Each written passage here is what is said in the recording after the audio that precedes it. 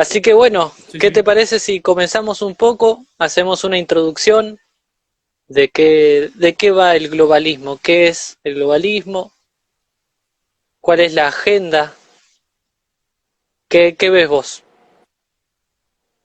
Sí, sí, bueno, primero, decirle a cada uno de ustedes, para iniciar, ¿no? Que sigan haciendo el trabajo, que sigan dando la batalla cultural, que sigan defendiendo la vida, que sigan defendiendo aquellos valores intrínsecos que representa o que da vida o que sirve como motor para que una sociedad funcione.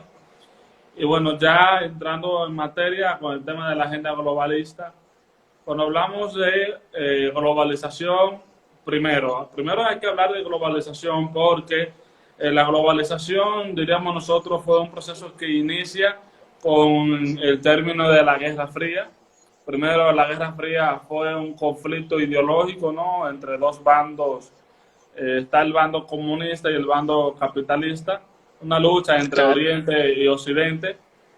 Viene el muro de Berlín para dividir la sociedad de Alemania como tal y que en aspectos culturales aún esa división se mantiene. Luego, cuando cae el muro de Berlín, sucede que en todo el mundo se presenta o se pone en manos de la población lo que son los conocimientos y precisamente con el avance también de la tecnología. Entonces, la globalización como tal puede representar cierto progreso, cierto avance, porque después de esa lucha ideológica vemos que la población puede utilizar de una manera mucho más fácil las tecnologías, la modernidad, esta nueva forma de liberar los mercados en aquellos países donde el comunismo era incidente. Así que bueno, si miramos la globalización desde esta perspectiva, entonces vamos a reconocer que fue positivo. Aún así, la globalización como tal también trajo consigo lo que llama el globalismo. El globalismo es más bien una tendencia política o unos lineamientos que organismos internacionales, que líderes internacionales se ponen de acuerdo para determinar algunos objetivos, trazan objetivos y todo bajo el concepto de sociedad y cultura universal. Por lo que entendemos allí que el globalismo presenta de esta forma una real amenaza a los valores familiares, a los principios morales, a la misma patria como tal. Así que el globalismo más bien nace producto de la globalización. Primero, la globalización para conceptualizar, ¿no? Para contextualizar también, representa un proceso que inicia luego de la Guerra Fría. Ahora bien, la globalización como tal, porque la globalización busca valorar todos los recursos naturales que tiene la sociedad, ponerla a disposición de todas las sociedades, pero aún así, cuando ese proceso llega a un campo moral, a un campo filosófico, entonces ahí viene toda una lucha ideológica que luego da nacimiento a lo que conocemos como globalismo. Así que bueno, esto es básicamente una introducción. claro, claro, es cierto.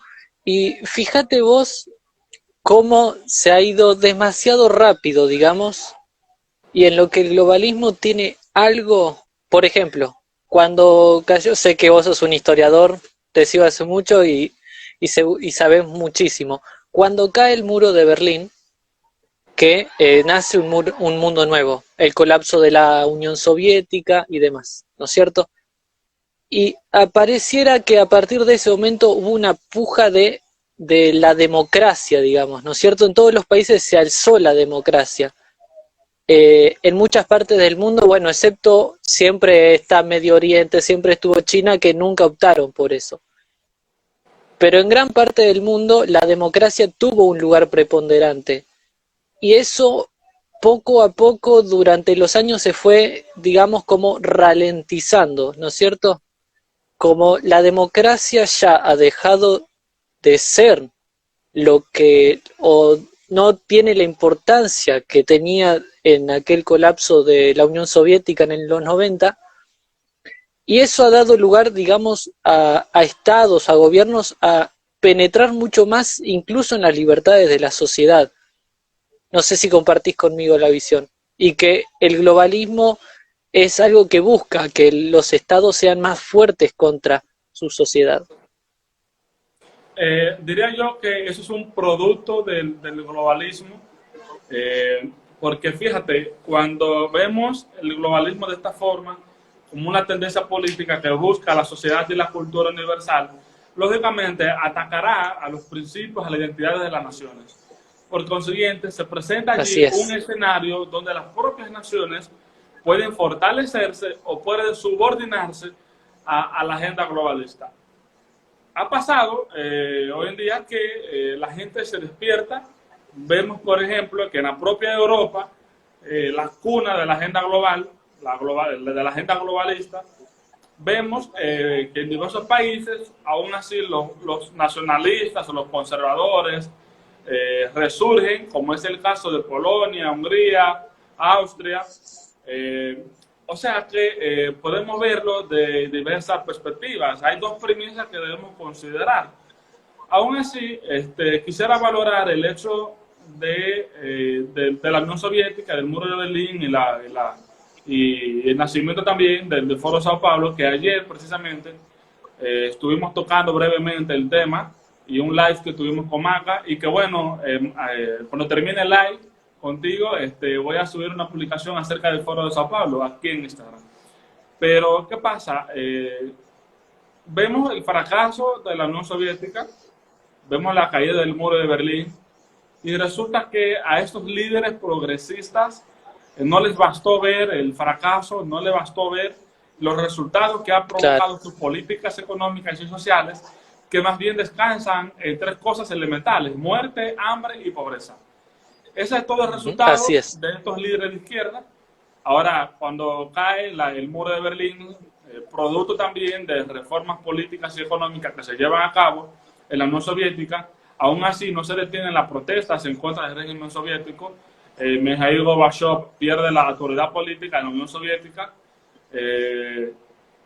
Bueno, entonces la Unión Soviética se ve obligada a reconocer la independencia de países como Estonia, Lituania, etcétera, etcétera. Ahora, ¿qué pasa? Los líderes deben, ¿cómo diría yo?, agruparse en organizaciones internacionales que estén a la par, que estén alineados con una agenda que busca la sociedad universal. Todos somos iguales, todos debemos perseguir un mismo patrón cultural. Eso es totalmente absurdo, porque cada nación tiene su propia identidad. Es como que tú pretendas poner o imponer un modelo económico en diversos países, pero está el caso de que cada país tiene diversas costumbres. Por lo tanto, un modelo educativo, hablo de manera paradójica, no puede ser implementado porque la adaptación sería distinta. De igual forma pasa con la agenda globalista. Y el asunto no está en sí en los objetivos, sino más bien cuáles son los referentes, quiénes son los referentes que están detrás de la agenda globalista. Y precisamente esos referentes de la agenda globalista son los mismos que fracasaron durante la Guerra Fría, durante aquel conflicto ideológico. Porque la caída del muro de Berlín, la disolución de la Unión Soviética que se cumplió en diciembre de 1991, demuestra el fracaso rotundo de la izquierda, demuestra el fracaso del comunismo. Ahora está el caso de que ya estos líderes de izquierda dejan de dar una batalla política y empiezan a dar una batalla cultural. Entonces ahora vemos que estos líderes empiezan a asumir una lucha a favor de las minorías sexuales, de las minorías étnicas, como es el indigenismo. Empiezan ahora a defender el medio ambiente, empiezan ahora a promover los valores de la cultura feminista, empiezan a promover la ideología de género, cultura de aborto, etcétera, etcétera. Claro, es cierto. Y ahí están sus más grandes baluartes, ¿no es cierto? Esos vendrían a ser los movimientos que utilizan. hoy en día el aborto, y todos, fíjate vos, vendiéndole a la gente que el asesinar a un ser humano en gestación como si fuese un derecho, ¿no es cierto? Como si nada. Igualmente es una continuidad, si lo podemos ver así también, de lo que ocurría en la Unión Soviética. Sabemos que fue la Unión Soviética uno de los primeros países en despenalizar el Sí, aborto. Entonces, sí hay una línea de lo que fue el siglo anterior, el siglo XX, con esta, pero en esta, más que por el lado económico, como bien decís, ya no se centran en ir a fábricas a buscar trabajadores, sino en redes sociales a buscar adolescentes, a formar la opinión y decirle que, por ejemplo, asesinar a un ser humano en gestación es un derecho. Vamos, te quiero preguntar sobre el trasfondo de todo esto, del globalismo, de su agenda. sí, bueno, ¿Quiénes mira, operan en ella? perdón. Sí, adelante, adelante. Bueno, mira, si nosotros miramos la óptica histórica, podremos identificar que el trasfondo ideológico y filosófico de todo esto nace con las ideas tanto de Karl Marx como de Friedrich Engels. ¿Por qué razón? Porque bueno, mencionaste el caso de la Unión Soviética y el hecho del aborto, pero Rusia, o sea, es cierto, Rusia se convierte en el primer país de todo el mundo en legalizar el aborto para el año 1920.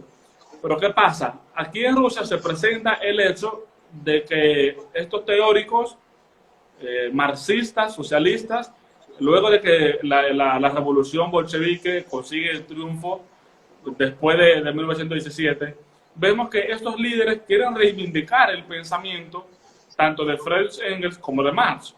Y por esa razón mencionamos a esta filósofa feminista Alexandra Kollontai. Alexandra Kollontai proponía que en un mundo comunista, en un mundo donde la revolución,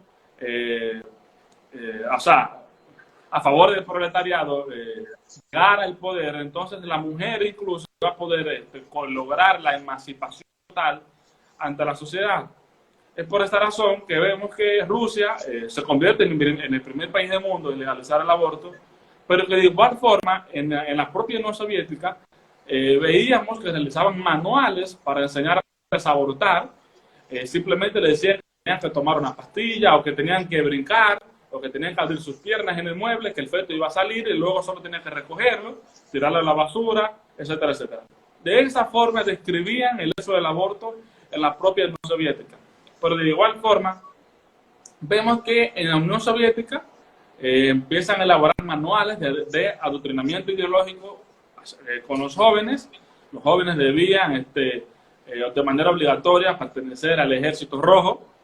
De igual forma, como prometían que la mujer iba a lograr una emancipación total en la sociedad, vemos el caso de que primero legalizan el aborto, la tasa de la tasa se reduce, las violaciones sexuales hacia las mujeres no se disminuyen, más sin embargo aumentan, los acosos sexuales también, la violencia intrafamiliar también aumenta, es decir, que todo este paraíso comunista que le vendieron en la Unión Soviética ni siquiera cumple con lo que sí logró el capitalismo. Así que, bueno, todo el trasfondo ideológico y filosófico nace con las ideas de Friedrich Engels, de Marx, precisamente de Engels, que escribió un libro allá acerca del origen de la familia, la propiedad privada del Estado. Coloca la familia como una especie de lucha económica entre el burgués y el proletariado. Yo como hombre soy el burgués y la mujer entonces es el proletariado, representa el proletariado. Es mi esclava. Así que coloca a la familia como una especie de base de la propiedad privada y por consiguiente base también del sistema patriarcal. Entonces comienza así la idea de que bajo el comunismo, el patriarcado, la heteronormatividad iba a ser desplazada, pero sucede todo lo contrario. Ahora bien, ¿por qué menciono todo esto? Porque es el mismo patrón que estamos siguiendo o que están siguiendo los líderes de izquierda hoy en día. Eso es una réplica del fracaso, es una copia barata de la Unión Soviética. Esto es toda la agenda globalista, una copia barata de la Unión Soviética. Sí que básicamente todo eso, claro, un resumen así es, de... disculpa. Sí, sí, ¿me escuchas? Sí, no, es que se estaba trabando un poco acá la comunicación. Así que bueno, de ahí te presenté, ¿Me ¿no? escuchás Una bien? perspectiva histórica acerca de los hechos. ¿Me escuchas? Sí, sí, te escucho, pero con un cierto retraso. Quisiera saber si los que están viendo el live nos escuchan bien, porque, o sea, no sé por qué, qué está Sí, pasando. Así que ahí ahí, por favor, eso voy a preguntarlo. si alguien tiene la amabilidad de poner en comentarios si nos están escuchando bien, por favor, antes de continuar.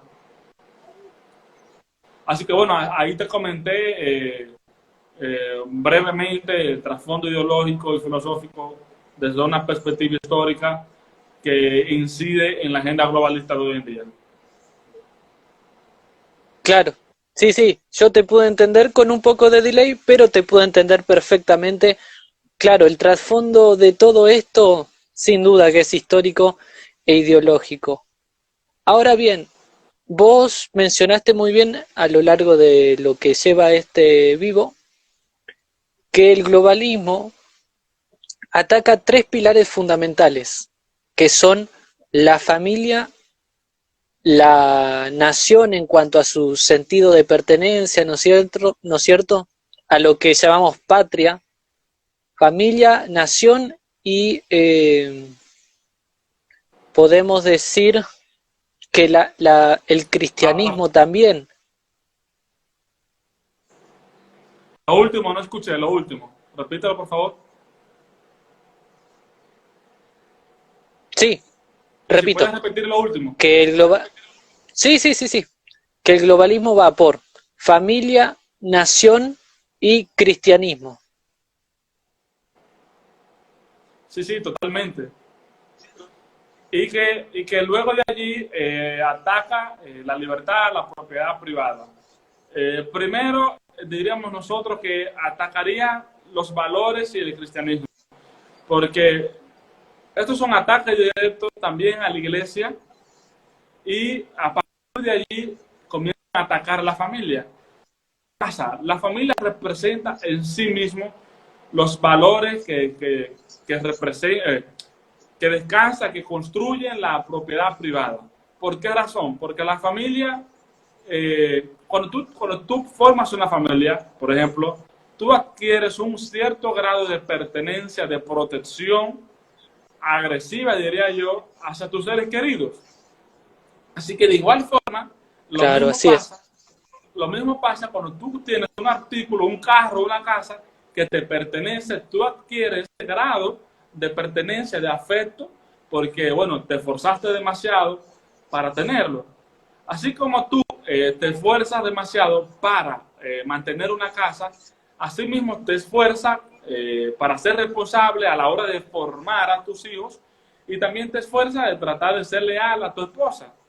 Así que, además de atacar los valores promovidos por el cristianismo, a pesar de atacar la moral cristiana, porque fíjate, no podríamos hablar del bien y del mal si no abordamos la moral cristiana, porque hoy en día tenemos reglas que funcionan como para velar por el orden social entre las sociedades, pero hoy en día, por ejemplo, no podemos hablar de que es ilegal matar si no abordamos la perspectiva bíblica, porque el primer código ético que sirve como referente para poner orden en la sociedad es la ley mosaica. Moisés, los 10 mandamientos, no matarás, no robarás, por ejemplo, es un mandamiento bíblico, no robarás. Ahí también se evidencia la propiedad privada como tal. Tú no puedes robar lo del otro, tú no puedes tocar lo que es del otro. Así que, o sea, no podemos hablar acerca de propiedad privada, de libertad o de orden en la sociedad si no abordamos los principios bíblicos. Y es por esta razón que estos líderes de izquierda comienzan a atacar directamente a la iglesia, porque no hablamos en realidad de una iglesia católica romana o de una iglesia evangélica, no hablamos de denominaciones religiosas, sino más bien del concepto de iglesia universal. La iglesia universal es el cuerpo de Cristo en la tierra. Eso es si hablamos desde una perspectiva teológica y bíblica. Respecto a las naciones, por ejemplo, como pretende buscar la formación de una sociedad y una cultura universal, se presenta allí la necesidad, se presenta allí el objetivo de abolir las fronteras. Porque tenemos toda una nación global, una nación unida, una nación que debe formarse bajo la cierta hermandad, pero resulta que por las propias diferencias culturales que existen entre las naciones, nace o sea, los líderes, la propia nación se ve obligada a proteger su identidad. Es a partir de allí que nacen muros.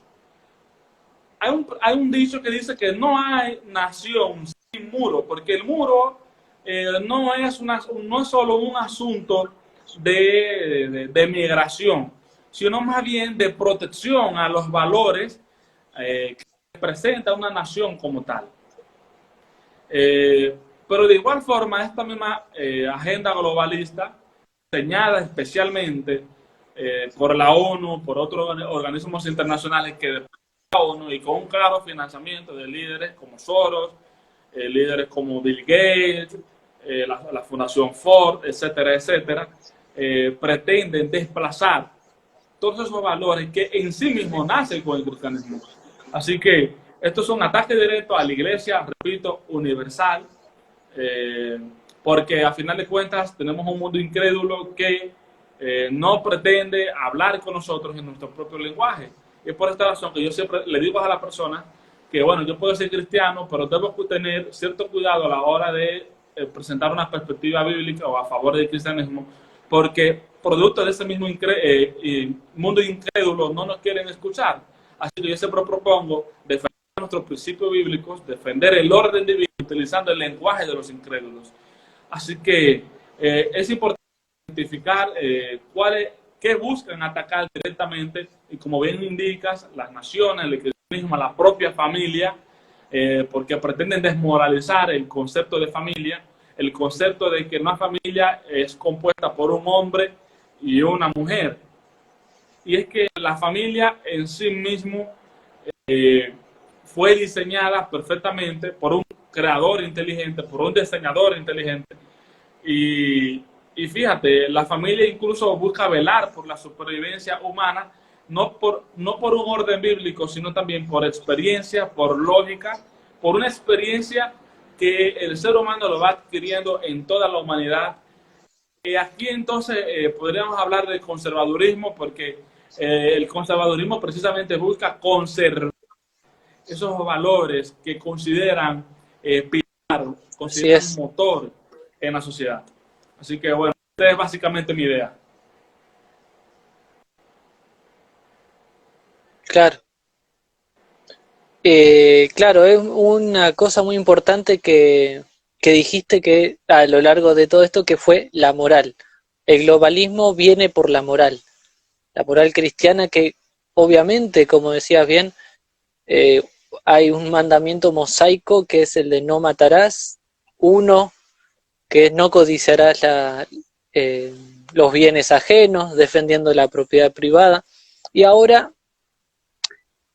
viene la izquierda a infringir no solamente la moral de aquellos que son creyentes, sino la moral de todos en sí, creyente o no creyente, todos hemos nacido, todo Occidente ha nacido bajo esos pilares fundamentales, que son vida, libertad y propiedad. Y ahora la izquierda se ha reinventado para volver a quitar esto de la sociedad, volver a quitar las vidas, volver a quitar la libertad, como también dice un pasaje bíblico, ya que estamos para robar, matar y destruir. Así que te quería hacer una pregunta. detrás de toda esta destrucción o deconstrucción, como le dicen algunos, de la moral, de la sociedad en sí, ¿quiénes crees vos que operan detrás de esto? ¿Quiénes están detrás de el impulso que se le da al globalismo? Ok, fíjate, ahí debemos hablar directamente de la ONU y de líderes o empresarios grandes del mundo como Soros, la Claro, Fundación Gates, etcétera, etcétera. Porque fíjate, la ONU en sí mismo representa un grupo de amigos izquierdistas, un club de amigos que persiguen o que están bajo una misma ideología política. Pero como esta ideología política en sí mismo representa, diríamos nosotros, cierto caos a la hora de implementar, entonces nace la necesidad allí de que necesitan un aparato totalitario para poder imponer ideológicamente sus ideas, y ahí entonces entra en materia el Estado gigantesco, porque, o sea, estas ideas en sí mismo chocan con la sociedad, chocan con el humano, con la idea que hemos adquirido por experiencia durante toda la humanidad. Entonces, como son ideas que chocan con la realidad, chocan con los valores, con las naciones, con la sociedad, independientemente de su cultura, orden social, eh, es lo que te digo, necesitan un aparato totalitario. Aquí entra en materia los objetivos totalitarios eh, que van en contra de esos claro. principios que Ujú. hemos aclarado, que sirven como base de la sociedad, valores como la familia, la vida, la propiedad privada, la libertad, etcétera, etcétera. Así que bueno, estos líderes izquierdistas se agrupan en la ONU entonces comienza a desarrollar toda una agenda y más bien buscan imponer esa agenda en todas las naciones. Y es que, fíjate, eh, independientemente de una concepción que tengamos en el occidente acerca de la democracia, que la libertad, que la cultura, cada sociedad tiene su contexto cultural, su contexto social, político, tiene su historia. Eh, Claro, Lamentablemente, lo que se aplica en Argentina, lo que se aplica en República Dominicana, no necesariamente significa que debe aplicarse en países del Medio Oriente, por ejemplo. Y no hablo en sí acerca de derechos humanos, porque aquí viene otra falacia lógica. Vemos que estos líderes globales se refugian bajo los derechos humanos, pero aquí se presenta una total contradicción. Primero, la agenda globalista, con intereses claros, económicos y políticos, pretenden promover una cultura abortista, y de igual forma tú ves a los promotores de la cultura abortista que las personas tienen derechos humanos, etcétera, etcétera. Entonces, ¿qué pasa? La misma Declaración Universal de los Derechos Humanos, nacida, impulsada por la propia ONU, en su artículo 3 defiende el derecho a la vida que tiene todo individuo. La propia claro, Declaración Universal de los Derechos Humanos, así es. en su artículo 3. Y cuando hablamos de individuo, ¿a qué nos referimos realmente? Cuando la ONU desarrolla esa Declaración Universal de los Derechos Humanos en 1948, ¿cuál era la situación? ¿Cuál era la idea que se tenía acerca de la vida? Y es que por simple biología podemos determinar que la vida comienza en el proceso de fecundación. Desde ese momento Así es. comienza la vida.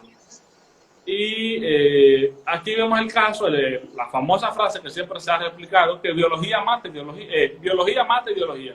Mata Y ideología. otra contradicción que se presenta de estos líderes globales que pretenden aplicar la reingeniería social, cambiar la manera de pensar, de percibir de cada individuo, y cómo utilizan los recursos humanos, los derechos humanos a su favor, como un recurso que al parecer es válido. Promueven también la adopción homoparental, el matrimonio gay. Por eso también se presenta, que me parece que en el artículo 15, artículo 16 de la Declaración Universal de los Derechos Humanos, que un hombre y una mujer tienen derecho a contraer matrimonio. La misma Declaración Universal de los Derechos Humanos habla. La misma declaración defiende el derecho que tiene el niño de crecer bajo una familia compuesta entre un hombre y una mujer.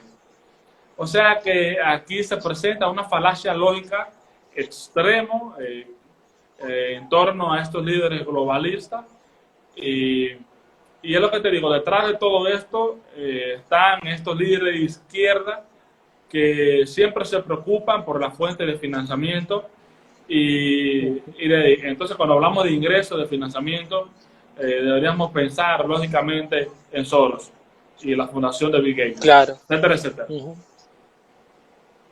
Claro, tal cual.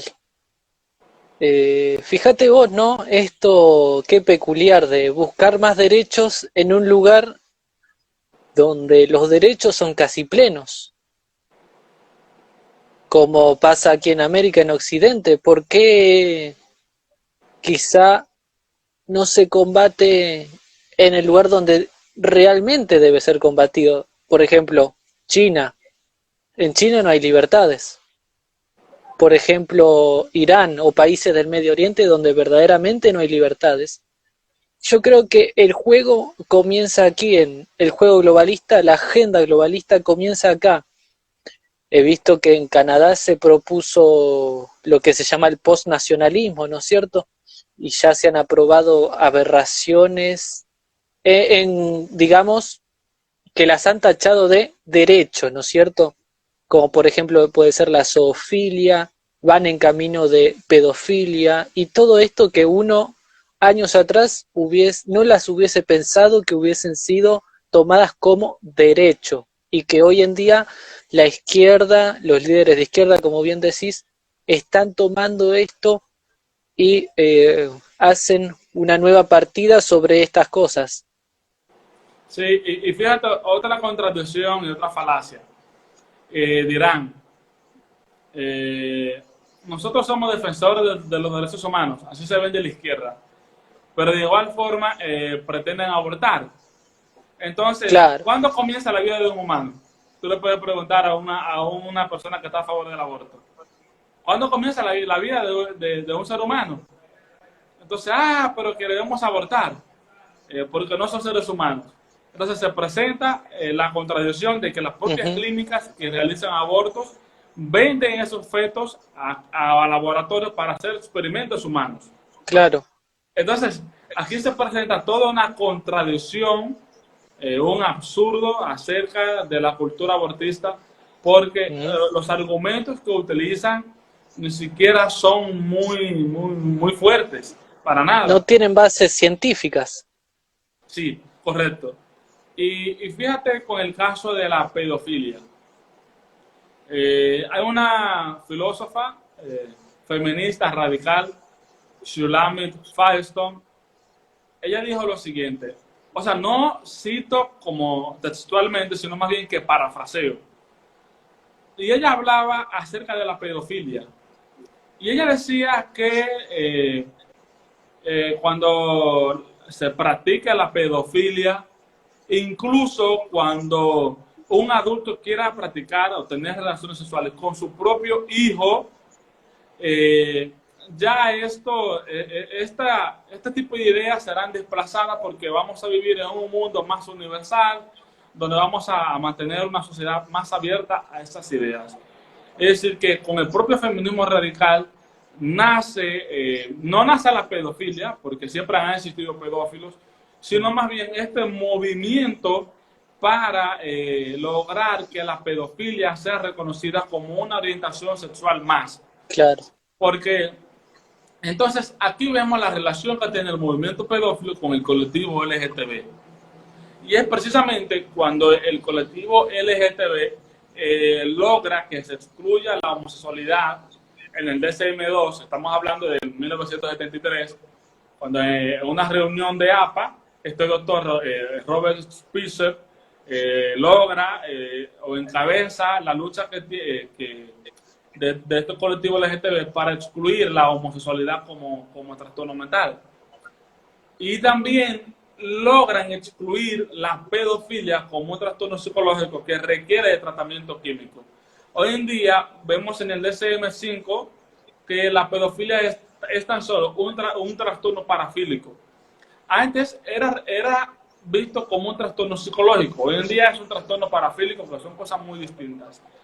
Entonces, por presión política, por intereses económicos, vemos que este grupo colectivo LGTB, un colectivo totalmente mafioso, así lo digo con toda responsabilidad, logra incidir dentro de esta organización APA que recoge todos los psiquiatras y ¿cómo es? Los psicólogos clínicos, etcétera, etcétera. Así claro, que bueno, aquí vemos cómo crece el movimiento a favor de los pedófilos, especialmente con la escuela de Frankfurt en Alemania, que, que bueno, empiezan a construir un discurso a favor de la pedofilia y el objetivo central es lograr que la pedofilia sea vista como una orientación sexual más, así como la homosexualidad, así como la heterosexualidad. Hasta ese punto hemos llegado, y no solo la pedofilia, sino también legitimar el incesto. Porque, como te claro. indiqué inicialmente, esta filósofa, esta pensadora, Firestone, hablaba del incesto. Así que bueno, es como que vamos a llegar a un mundo, vamos a estar en una etapa, en un nivel donde que un padre tenga relaciones sexuales con su hijo sea normal. Claro, no, en verdad que va en camino de aberración tras aberración, tachada de derecho humano, es así, tal cual. Y me gustó un punto que hiciste sobre la comunidad LGBT, sobre que, no sé qué dijiste, que era una mafia, ¿no es cierto? O algo así, ¿puede ser? Yo dije colectivo mafioso. Yo Colectivo digo, mafioso. yo digo colectivo mafioso porque, Ahí está. fíjate, ¿Por qué? Sí, haciendo una comparación a las mafias italianas,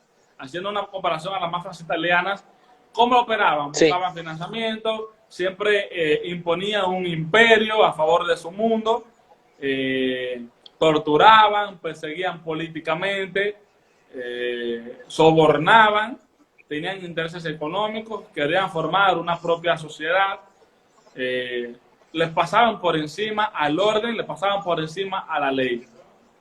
Y entonces claro. yo, paradójicamente, de manera simbólica, utilizo el término del colectivo mafioso. Es por eso. Ah, muy bien. No, me quedó clarísimo. Sí, es verdad. ¿Y qué sería de este colectivo, no es cierto, que ha tomado tanta fuerza? ¿Qué sería de la izquierda si no fuese por el Estado, no es cierto? El Estado que otorga y castiga conforme quiere, conforme necesita para llevar a cabo sus intereses. Yo creo que ahí el Estado juega un papel fundamental. ¿Qué crees vos? Sí, sí, lógicamente. Y el asunto es que, fíjate, cuando el totalitarismo mantiene cierto auge y precisamente el totalitarismo también crece producto de la pandemia, vemos que líderes totalitarios pretenden imponer ciertas agendas eh, en medio de esta crisis. Así que es lo que te digo, para imponer esta agenda, para adoctrinar ideológicamente en perspectiva de género, a favor de la cultura abortista, etcétera, etcétera, se necesita el aparato estatal porque el Estado como tal tiene el control o le hemos dado el control en términos educativos, en términos políticos. Claro, Es decir, que mantenemos un Estado totalmente gigantesco sí, que a la vez ataca directamente la libertad individual. Y, y es que, fíjate, desde el Estado se opera de diversas formas. Primero viene la imposición ideológica, puede venir la persecución política, la persecución militar, los sobornos, los intereses económicos, los intereses Claro, políticos.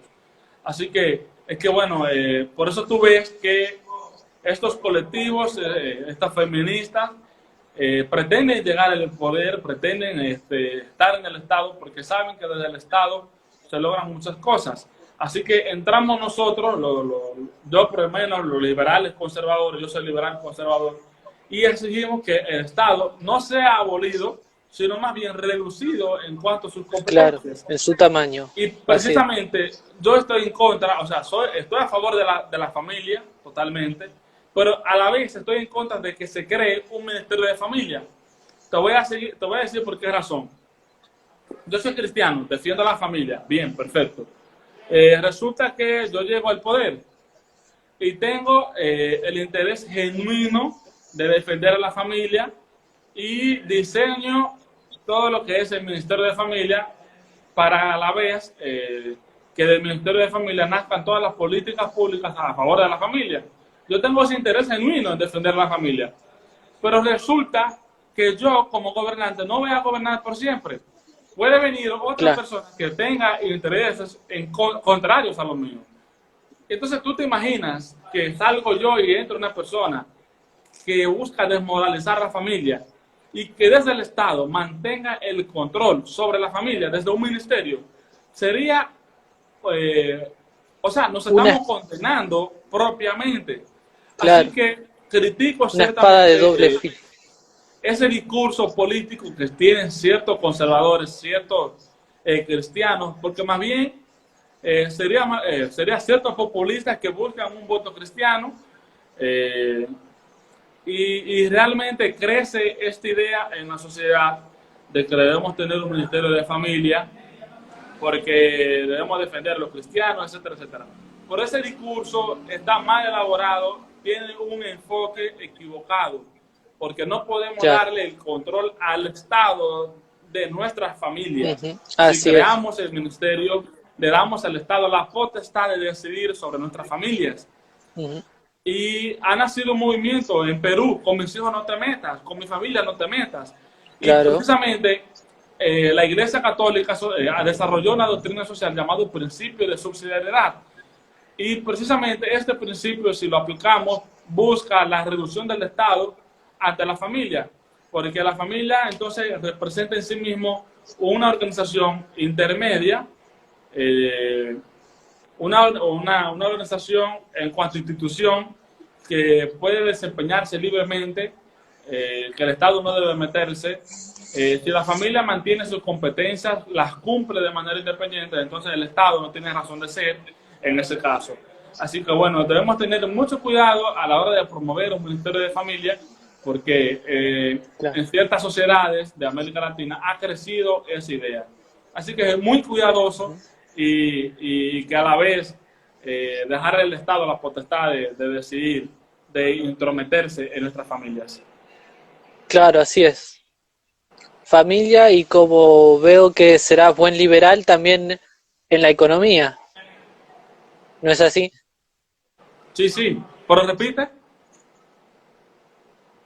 Que digamos, así como el Estado no debe meterse en la familia, Ah, supongo que vas a concordar conmigo en que como buen liberal tampoco en la economía. El Estado debe ser reducido, de eso no hay duda. sí, porque Así, fíjate, el Estado no genera riquezas, claro, el Estado exactamente, roba riquezas a través de los impuestos, exactamente. eh, porque fíjate, el Estado te corta el brazo y luego te quiere dar Ujú. la prótesis. Ajá. Es ¿Y verdad. de dónde el Estado saca la prótesis? La Lógicamente de prótesis. nuestros impuestos. Entonces, es básicamente, me roban mi dinero para darme algo y a la vez ganarse todo el crédito de que gracias al Estado. Claro, Pero de igual forma, el único papel que debe tener el Estado en la economía debe ser resguardar íntegramente, físicamente, a los actores que participan en la economía, sea los empresarios, sea los empleados. El Estado también debe dar la facilidad a los empresarios para que puedan generar riquezas. Y es comprobado por estadística que cuando el Estado toma la decisión de reducir los impuestos, la economía crece. Y eso es lo que vimos eso es lo que vemos en países como Singapur, Corea del Sur, Japón, los países nórdicos, Suiza, etcétera, etcétera. Así es. Y cuando generas riquezas, por simple lógica, habrán más ricos. Y por estadísticas, si en un país hay más ricos, entonces yo soy propenso también a ser rico, porque comienza allí la competitividad, un mercado totalmente competitivo, dinámico, empieza la dinamización de la economía, la rueda de la economía empieza a movilizarse, empieza a circular, empieza a liberar el mercado. O sea que por lógica, por estadística, cuando el Estado se entromete menos en la economía, vemos que la sociedad crece en cuanto a riquezas. Así que bueno, el Estado no se meta en la familia, tampoco en la economía. Claro. Sí, tal cual, concuerdo con vos. Ahora bien, vamos a ir, digamos, cerrando un poco la idea. Sé que tenés bastantes cosas que hacer, así que vamos a ir cerrando. Fenomenal la charla que tuve contigo. Así que para los seguidores, ¿qué podemos hacer nosotros desde nuestro lugar? ¿Qué podemos hacer para seguir defendiendo la vida, seguir defendiendo la patria de cada uno, la nación de cada uno donde esté y defender la vida? Sí, sí, bueno, antes de abordar tu ¿Cómo dar la batalla cultural? sí, sí. Antes de abordar tu pregunta, quiero comentar algo brevemente acerca de la agenda diseñada por la ONU. Y recomiendo a la vez investigar los objetivos del milenio desarrollados desde el año 2010 para cumplirse hasta el año 2015. Se da la situación de que en el año 2015 aún las sociedades mantienen el reto, no pudieron lograr especialmente, o sea, 100% los objetivos, así que diseñan los objetivos de desarrollo sostenible, objetivos que deben cumplirse hasta el año 2030, son 17 en general, y que básicamente descansa en 4 objetivos, diría yo: educación de calidad, salud, medio ambiente y la igualdad entre el hombre y la mujer, reducir la violencia de género, etcétera, etcétera. Así que, de paso, para introducir la respuesta a tu pregunta, investigar especialmente los objetivos diseñados por la ONU. Para dar la batalla cultural debemos formarnos académicamente, empezar a leer, empezar a investigar, empezar a escribir, aprovechar estos escenarios para divulgar nuestras ideas, defender nuestros principios y valores, utilizando, diría yo, uno de los pocos mecanismos para hacerlo con libertad, que son las redes sociales, y que ya, bueno, no con tanta libertad, porque hasta este punto, hasta las redes sociales han llegado estos grupos para tratar de promover sus ideas, y no solo promover sus ideas, porque eso no fuera lo grave, también censurarnos, callarnos, porque no fuese grave que promuevan sus ideas contrarias a las nuestras, sino más bien callarnos. Eso es sumamente grave. Pretenden coartar la libertad de expresión.